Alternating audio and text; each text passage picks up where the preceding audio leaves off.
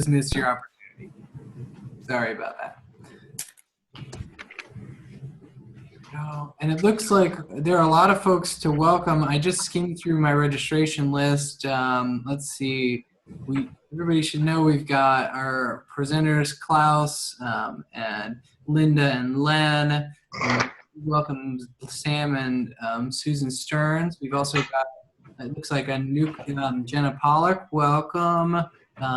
Karen, I think it is, from Pennsylvania. Susan Becker. I bet that's Julie Edmonds down there.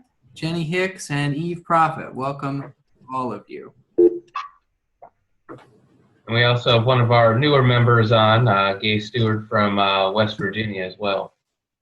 Oh, yeah. Sorry, Gay. No problem. Hi.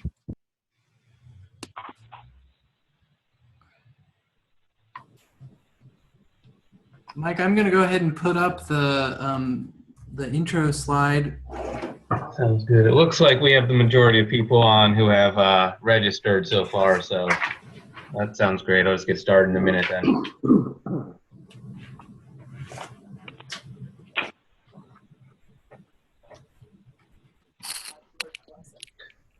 Yeah. Get done. Yeah.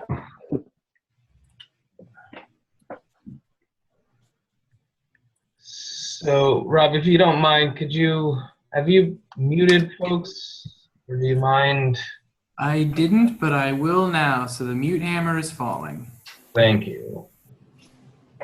We're just muting you so that we can limit the background noise that we have during the webinar. But if you'd like to chat, just feel free to override my mute. It's not a problem. So, why don't I formally, welcome everyone to this month's STEMx webinar. We're really excited to have so many folks on the line and to have such a great agenda for you today. We're going to be talking about improving programs and attracting funders through the STEMWorks effort that's being run out of Change the Equation. Before we get started, I just want to talk to you a little bit about the logistics of how we run these webinars. We try to make them as interactive as possible. So if you do have questions, please feel free to unmute your mic at any time and just jump in with a question. Or you can use the chat button. By clicking on chat, you'll be able to enter a question that you want to ask. And Rob has volunteered to track those questions for us. And we will definitely address all those questions, time permitting, during the webinar. So, we want to have this as interactive as possible. So please do jump in when you hear something interesting and want more information or just have a question of clarification. So with that, I just want to start actually by providing you just a general sense of what STEMx is for the folks online who aren't as familiar with who we are. We are a national consortium of 20 STEM education networks. And what we do is we try to provide folks with opportunities to connect with colleagues in other states and regions that are doing really interesting work in STEM education so that they can bring that back to their own state to improve what they're doing or expand the type of programs that they're supporting within their state. We also, work to provide states with a way to have a greater presence within the national STEM education discourse, and also try to leverage the fact that we are a national network to bring in other stakeholders and the support and assets of other groups to really work with our network and support our areas of focus. So with that, why don't we move into the focus of today's webinar, which is improving programs and attracting funders through STEMWorks and the Change the Equation. So talking with us today is going to be Linda Coyle, who's the Director of Education at the Science Foundation of Arizona. She has over 30 years of experience working in K-12 and higher education. As part of the Science Foundation of Arizona and the Arizona STEM Network, she has provided leadership in greatly expanding Arizona's STEM resources and programming by directing development of the STEM Immersion Guide, STEM Implementation Guide, STEM resources, and accompanying tools for teacher resources. And these are all used by educators statewide and being emulated by educators around the nation. Also from the Science Foundation, we have Leonard Fine. Dr. Fine was a driving force behind bringing the STEMWorks process to Arizona. He was formerly professor and director of undergraduate studies at Columbia University, where he spent most of his academic career. Although his professional interests include applied research in polymer chemistry and engineering materials stimulated by 8 years in industry, his career has been largely defined by concerns for teaching undergraduate students and issues in policy and science and engineering education. And if you want a funny story, I hear you should ask him about the telescope behind him. Also, we have Claus von Zastrow, who is the Chief Operating Officer and Director of Research at Change the Equation. He is the man behind STEMWorks and also leads many of Change the Equation's other innovative work, such as vital signs. Prior to joining Change the Equation, Claus was the Executive Director of the Learning First Alliance. He also has worked with the Council for Basic Education and the National Alliance for Businesses. So with that, what I'd like to do is pass this over to Linda to lead us through the process of bringing STEMWorks to Arizona. Hi, thank you, Michael, and thanks everyone for joining us today. As a member of STEMx, we are really thrilled with the ability to connect to other states, and especially the opportunity to form targeted work groups to move STEM education forward. And so one of the areas that the Arizona STEM Network was highly interested in was this, the working group of improving programs, or at least identifying quality programs in other states. And so in a recent meeting that we had in this small working group, we had looked at how do states identify and evaluate quality programs? How do we know at the state level what's really good and what we can say is a quality STEM program? And then conversely, how do stakeholders support the funding for these established programs? So we have been doing this work, and as our targeted group kind of focused on this, we thought, well, perhaps it might be great for us to share some of the work that we had done prior in our state to be able to move this type of objectives forward. Rob, push the button. There you go. So in Arizona, we were looking at and working with Change the Equation in the STEMWorks database. And what we originally had wanted to focus on was the fact that business and industry always seem to want to support STEM, but they're not quite sure how to do that. And so many times they don't want to reach out to individual schools, districts, and teachers, but are willing to invest in programs. And one of the questions that we were consistently getting is, how do we know whether or not a program is effective and is of a high enough caliber that's really going to be or create a significant round of investment or return on investment for us giving money to this specific program. And so Science Foundation Arizona partnered with Change the Equation to design, develop, and pilot successful models that perhaps other states could follow. Because as Claus will be able to share with you, there's two ways of being able to get a program into Change the Equation in the STEMWorks database. One is to be able to apply directly to Change the Equation.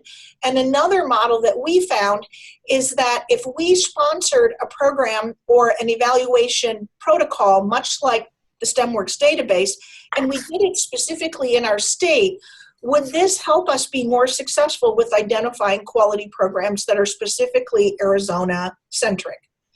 So in the recent competition, you'll see that there are 77 current programs that have been identified within Change the Equation as either accomplished, which is their highest rating, down to promising, which means that programs have applied, that they have great merit, but perhaps there's some other attributes that they need to be able to do to be able to become accomplished. And so we started with 6 specific programs in our Arizona model, starting with 4 that we sent out an RFP for. We asked them to apply through us. And if Lynn has his microphone on, I'd like to turn it over to him as he can discuss the process of external evaluation. Yeah, so the process, can you hear me okay? Sounds great, Lynn. Okay, so the process we didn't invent. It's derivative of NSF and our long history in reviewing protocols based on external peer review applied to what we were trying to do with STEM programs. Is really just another aspect of what you would apply normally to any kind of research, evaluation, or assessment. And I should just remark that before there was Change the Equation, there was WestEd, and we were working with WestEd trying to develop evaluation protocols and a process for looking at programs, and realized, learned that the heavy lifting had already been done by Change the Equation. And so we worked together with them, and I think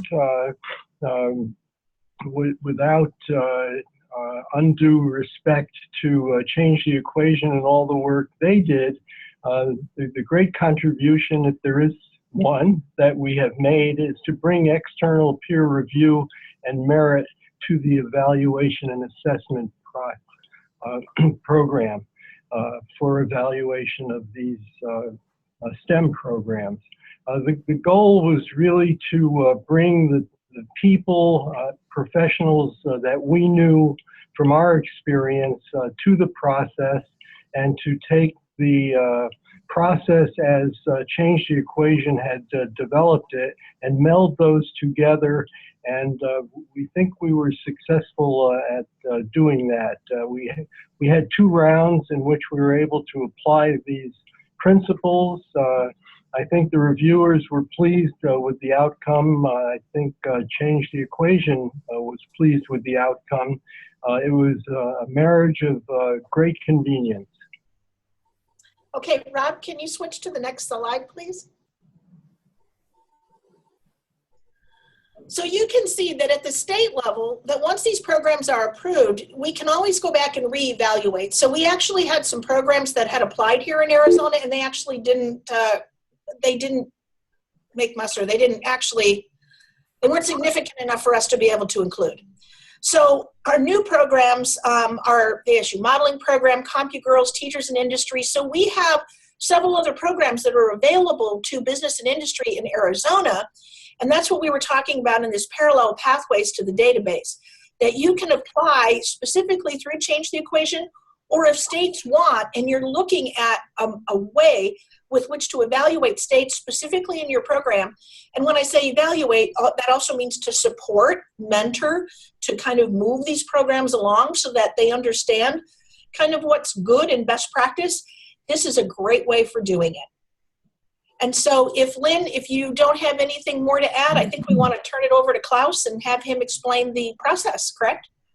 Yeah, I think I would just add one thing, that the basic premise that if programs originate within a state and we are operating our assessment and evaluation within the state, it's easier, although it's always convenient to pick up the phone.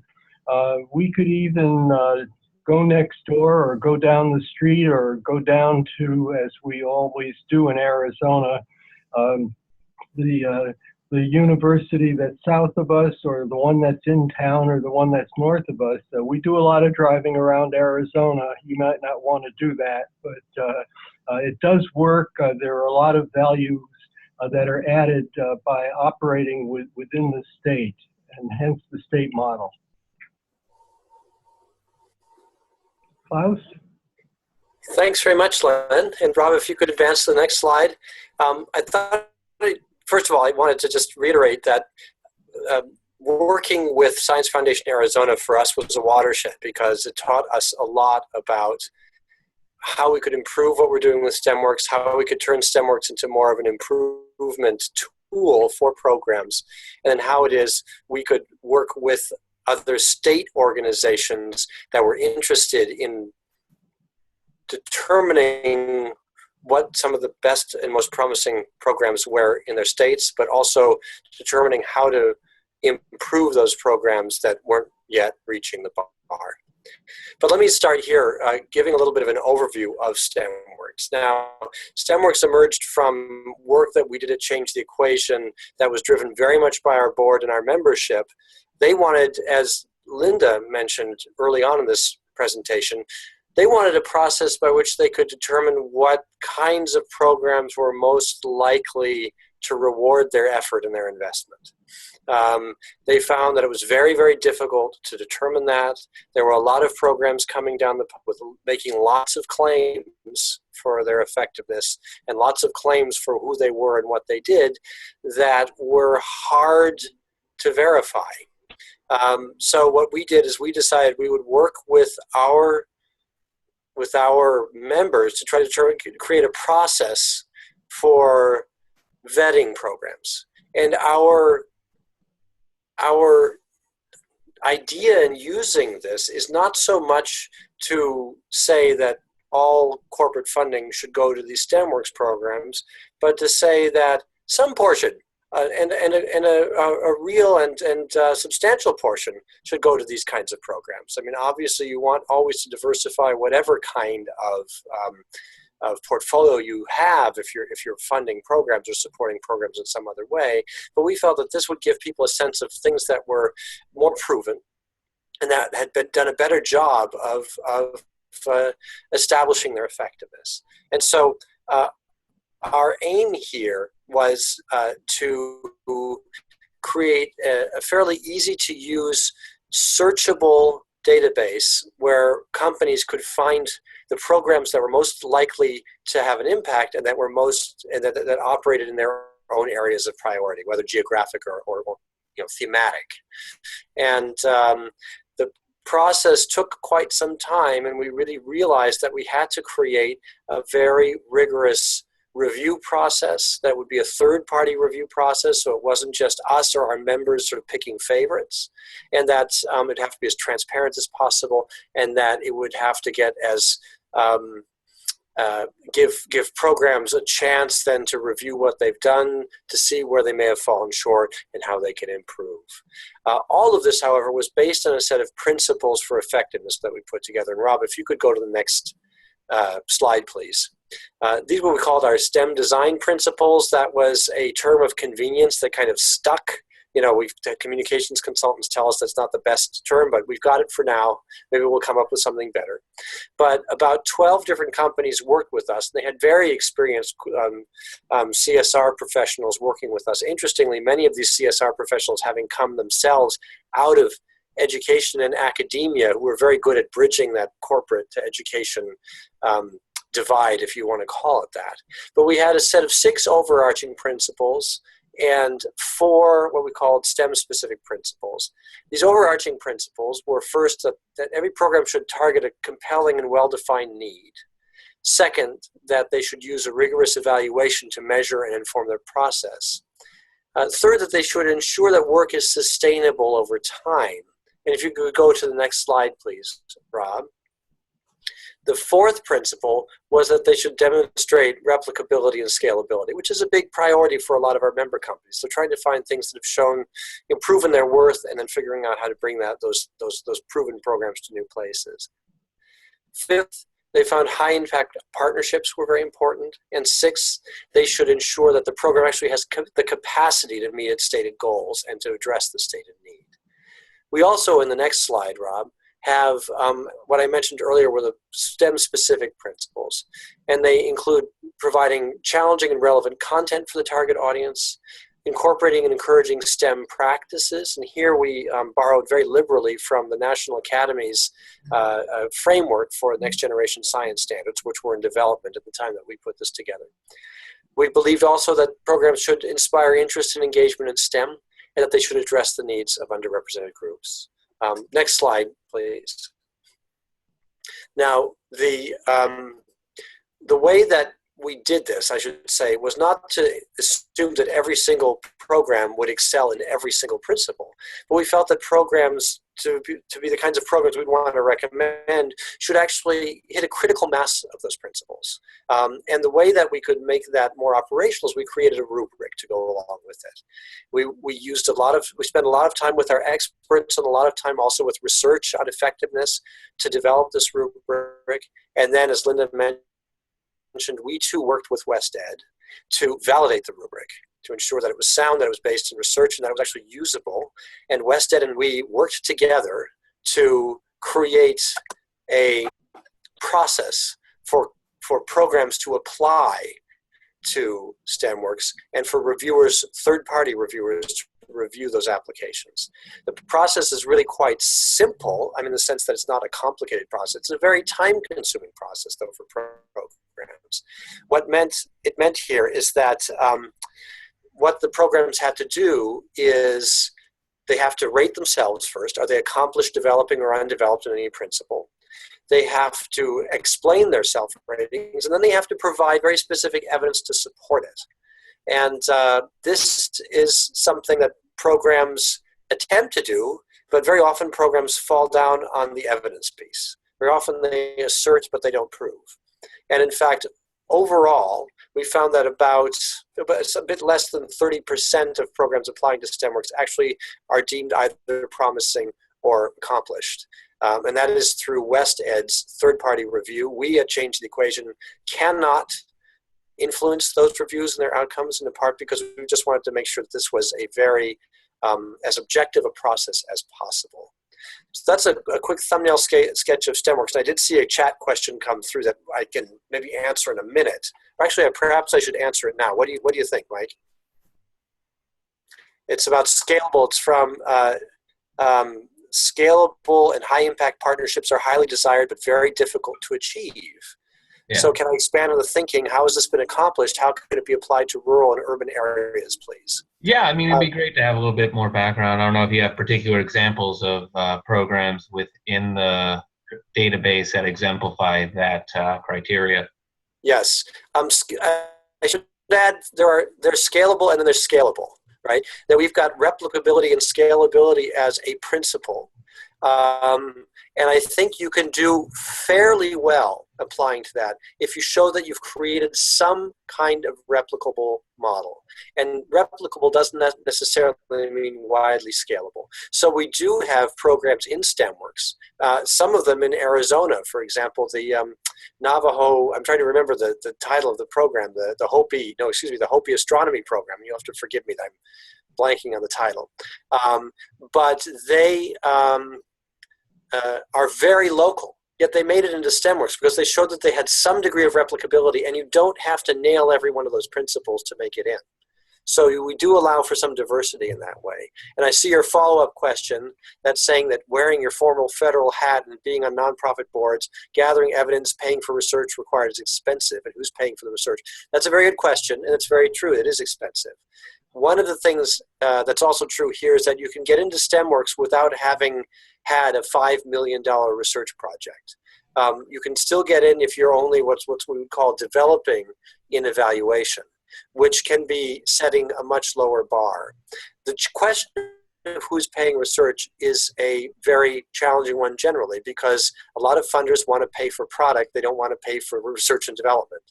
And that leaves, because I've personally been in this position in prior jobs.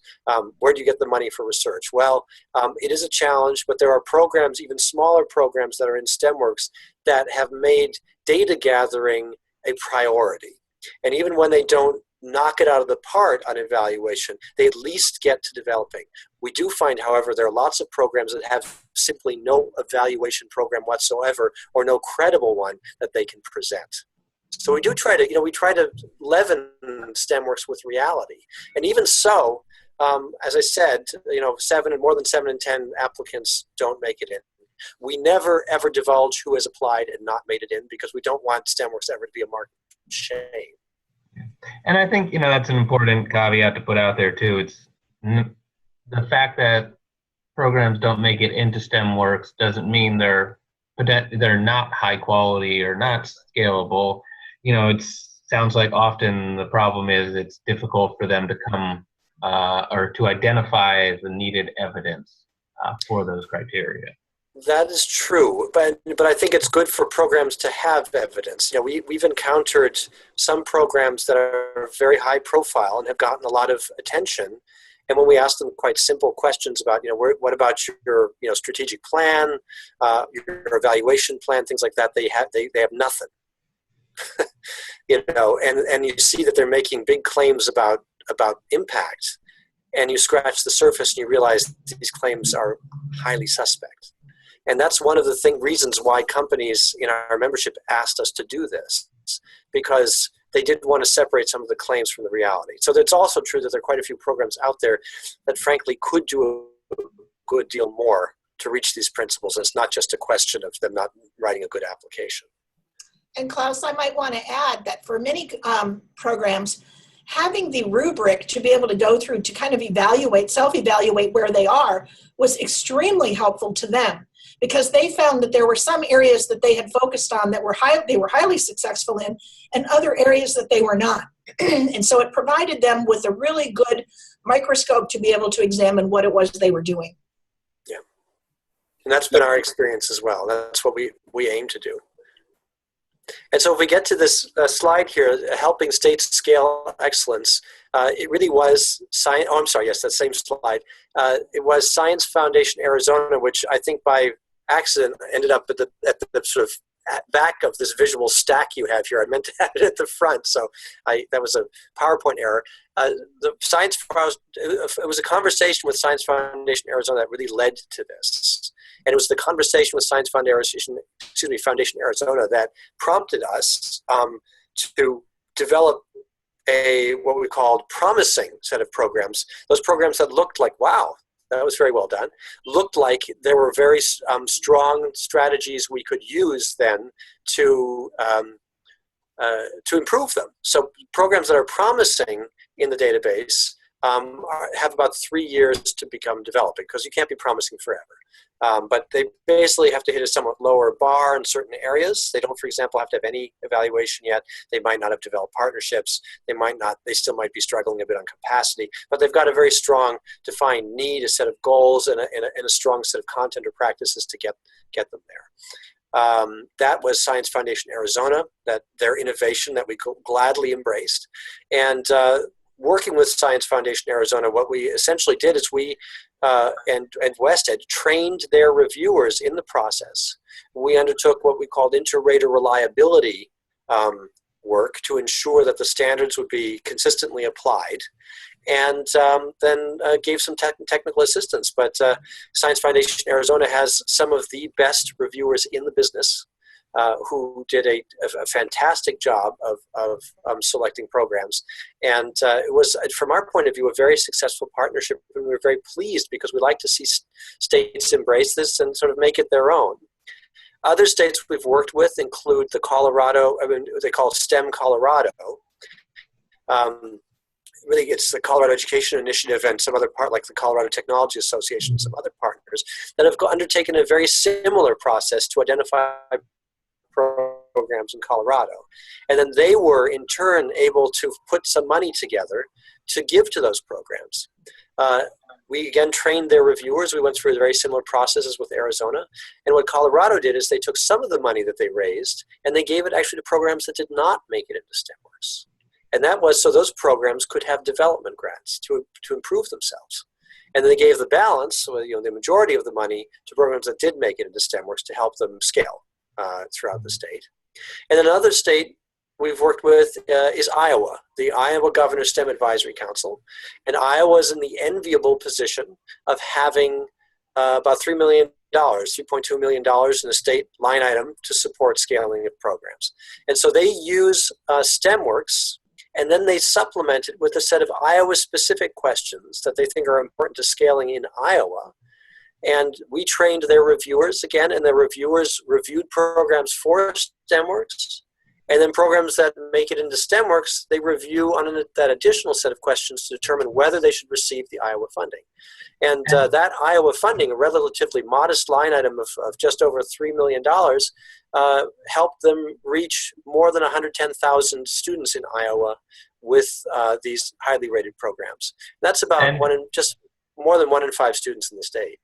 So, Klaus, I noticed too that we have some of our Iowa colleagues on the line, and I was curious if any of them want to join in the conversation and just mention, some comments about how the process went from their end Sure. as well. I don't want to put anyone on the spot. Feel free to say no too. And then also, if anyone from the Colorado network's on it, feel free to jump in too.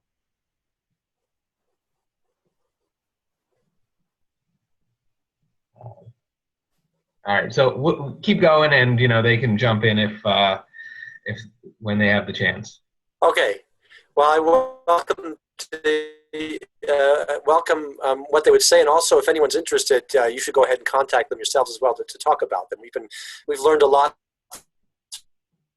through the partnerships with them, and it's been very helpful. Iowa has another interesting piece that they add to this.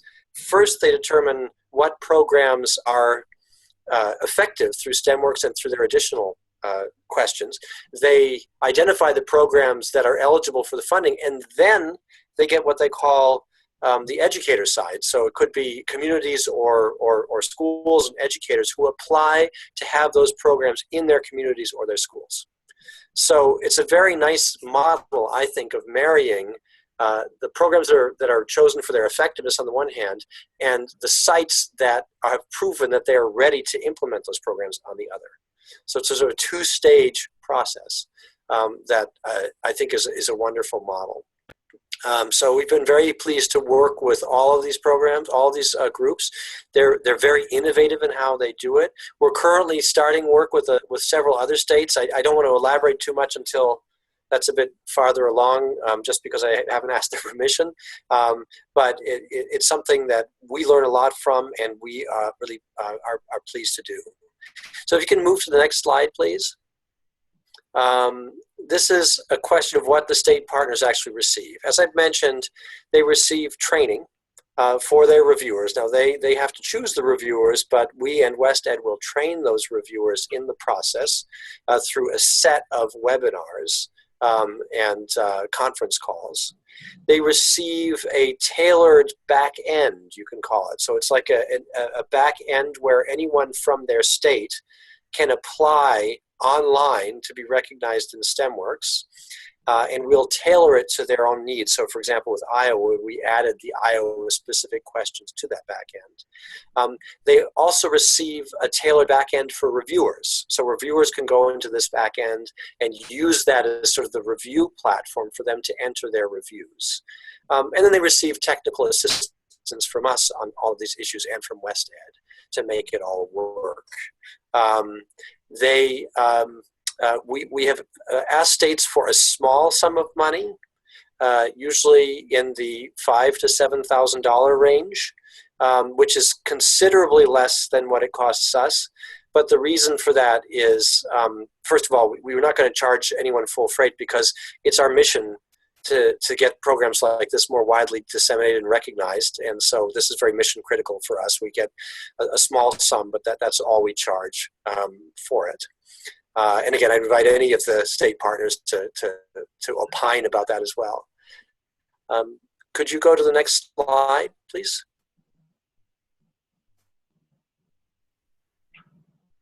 And this is just to show you what the back end will look like for the reviewers. So reviewers are actually looking at the program's explanation for their self-rating. They can look at the documents that the program uploads to prove their to support their self-rating and their explanation. And then the reviewers themselves provide their reviews online. They will say, for example, whether they think a program is accomplished on a certain portion of the rubric, or developing or undeveloped.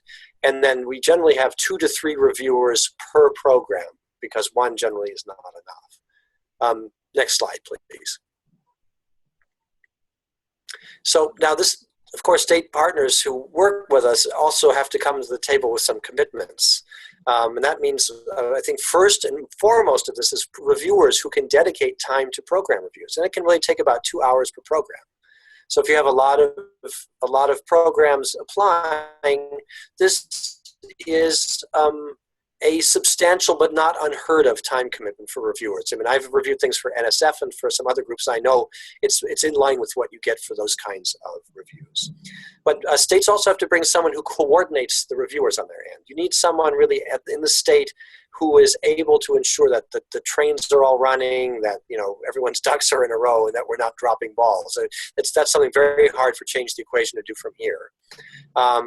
It also helps if you've got in the state outreach capacity to STEM program providers in your state, because that's one of the things that Science Foundation Arizona was so very helpful in. They just know the landscape. They know who should be applying, who they can find out why certain people aren't applying, that sort of things. And then there has to be an agreement in the state not to alter the STEMWorks review principles, because it's the nature of this kind of thing that principles and standards have to be consistently applied. You can add whatever you want to on top of them, which is fine. And that's worked very well. But the baseline has to remain the same. So that's been quite important to us. Next slide, please. So I think this has got benefits to states. Here we have an example of Iowa's scale up. Now, Iowa, of course, was in Massachusetts pioneered the scale up notion, have done it extremely well. But they believe that STEMWorks has helped them as well in ensuring that they've got a very rigorous process that ensures that those state funds go to programs that are really most deserving of those funds and that most likely to have show a return for that investment. Plus, we think we've got a sort of off-the-shelf solution that can save states a lot of effort and time, and that's why we developed it, among other things. So we welcome any further partnerships. And I think that pretty much wraps up the description, and I'd be delighted to chat about it.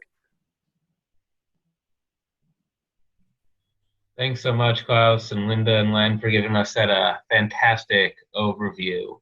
It really is interesting to see how the process has come together and the flexibility you've been able to build into the process to make it work for different states and different constituents, and how it rolls out differently.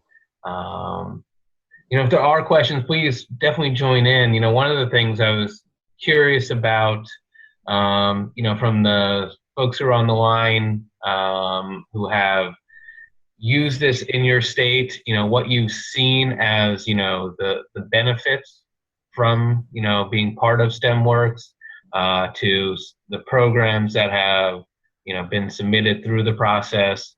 And if there are any, areas where your expectations weren't met, I think this is at least a good opportunity for us to have that kind of conversation. I know Klaus usually isn't too shy to have a little bit of criticism.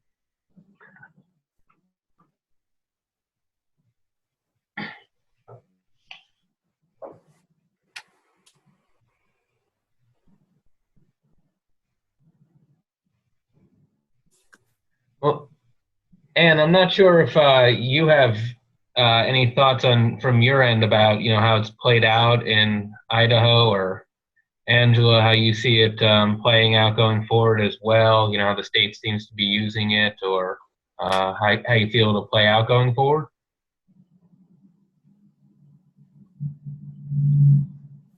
I think I got it here.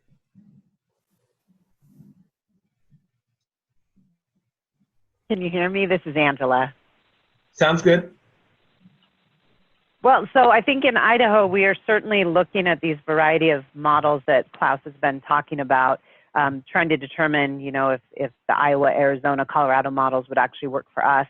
Certainly, I think Klaus brings up some really great points with us needing to make sure we've got an adequate number of reviewers if we are going to do this in-state type of review. So we have a lot of things to consider, or if we just want to use the platform as it exists now with the already vetted projects and programs. So as we move forward and determine what our budget's going to be next year here at the Idaho STEM Action Center, I think we need to kind of look at these different types of models and then make some decisions hopefully pretty soon.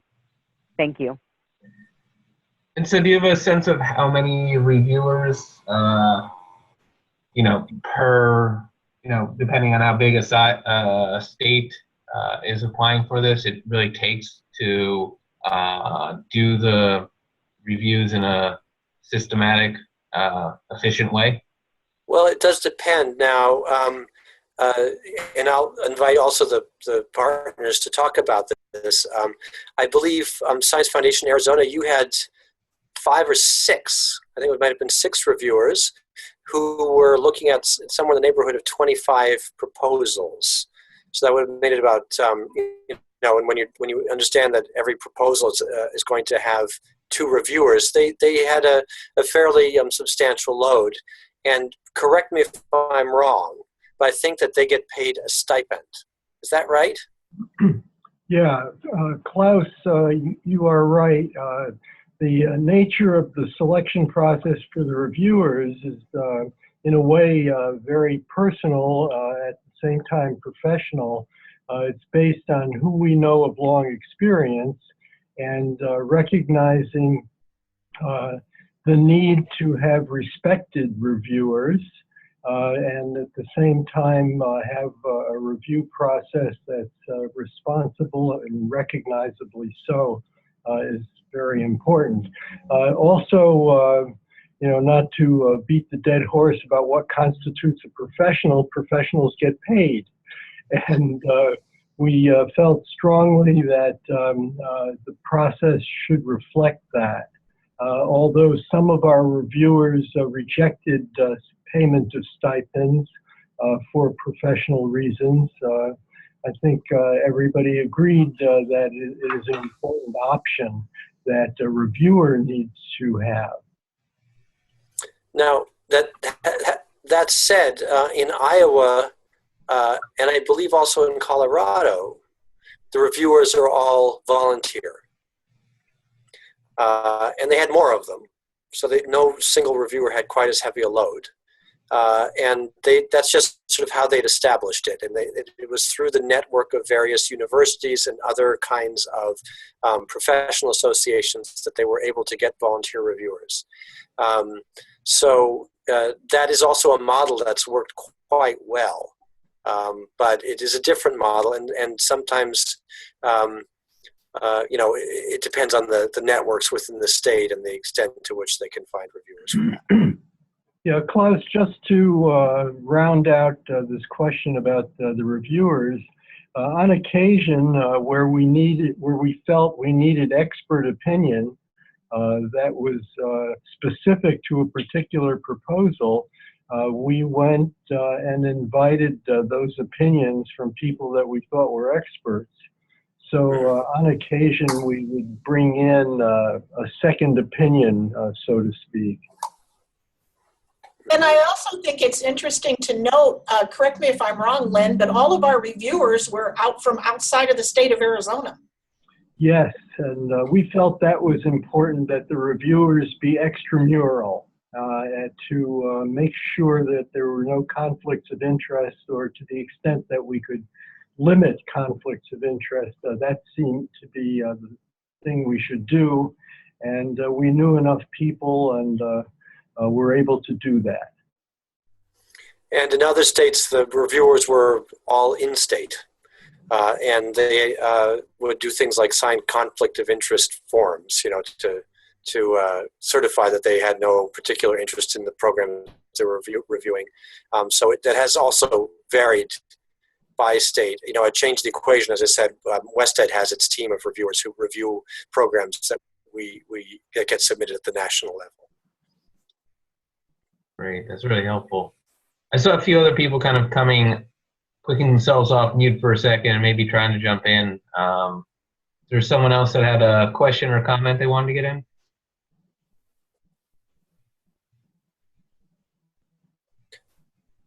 I see one that came up on the list of chat questions. Should I try to address that one?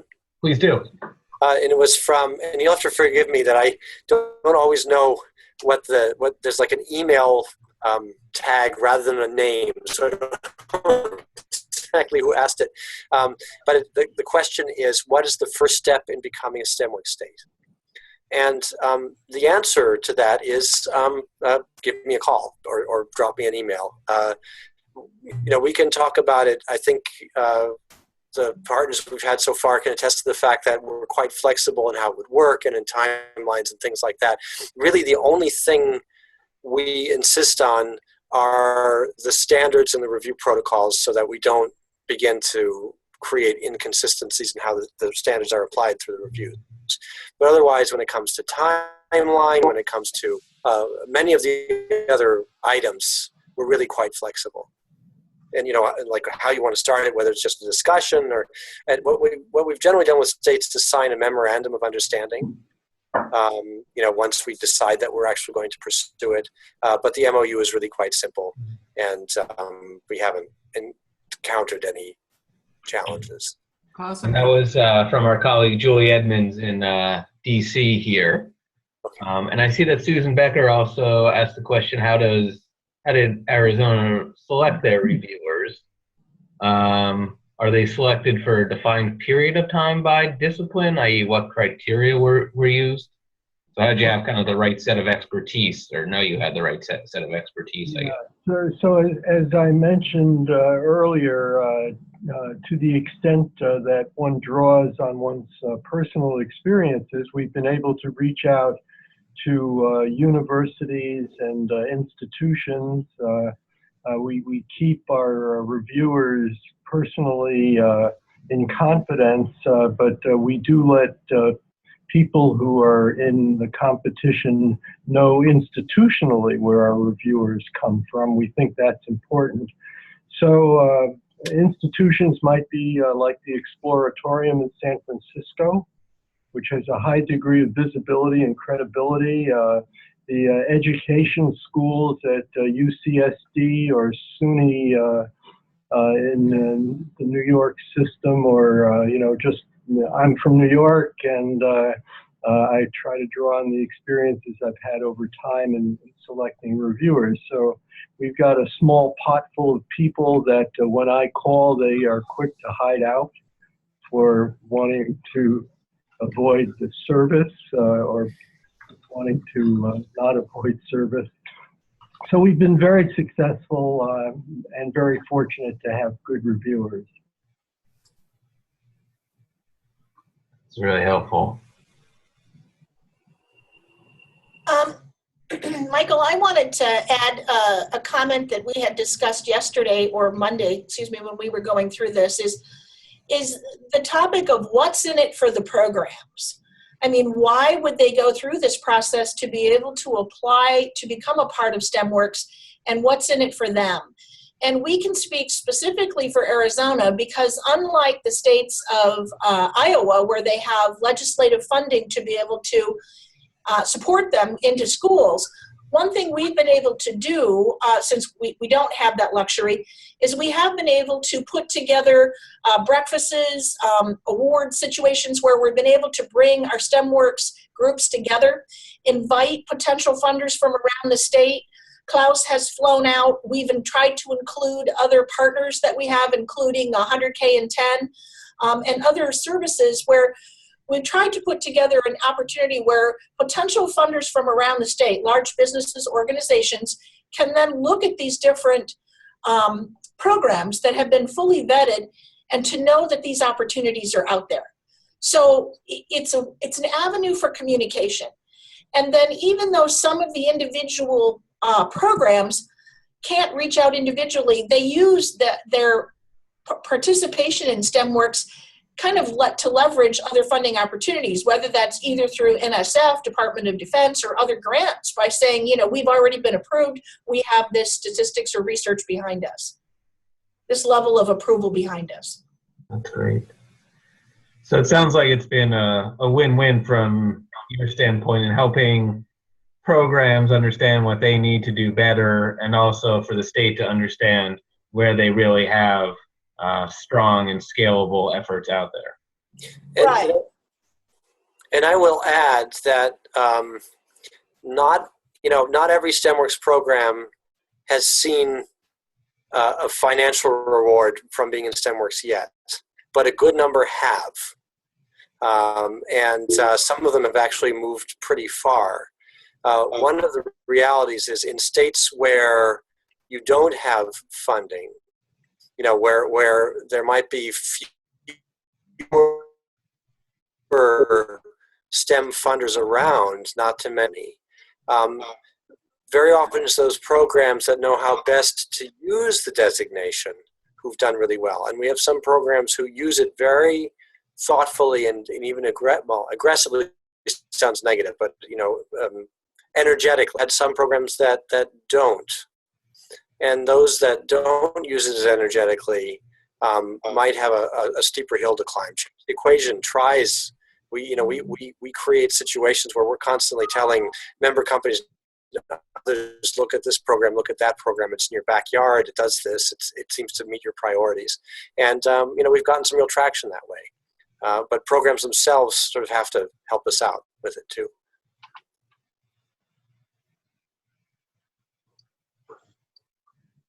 So we've got about 9 minutes left here, so we can definitely take at least probably just one more question. Does anyone have any burning questions or comments that they want to get out and have a chance to get asked while we have everyone on the line right now?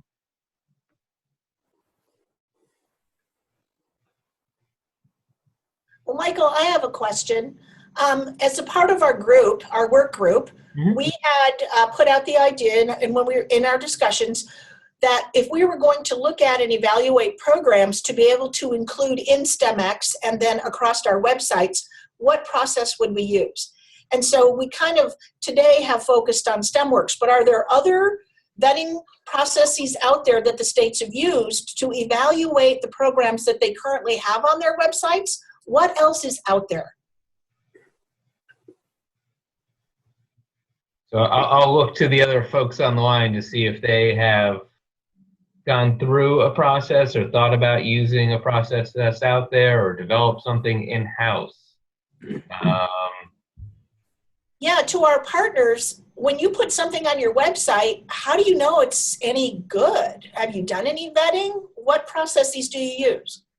And I'll screen a little bit of time while I'm sure people fire up their questions. So being based out of Ohio here, we've had a little experience there. If you really narrowly define what program is, we do have a state designation process for particularly STEM schools. So like that has been one a useful lever also in sort of acquiring state funding to be a STEM school listed on the Ohio STEM Learning Network. We don't actually, the network doesn't control the process, we just advise on it. It's an actual legislative panel that does the thumbs up or thumbs down on new schools that want to officially enter that part of Ohio law, but that's pretty rare as I understand it in other places.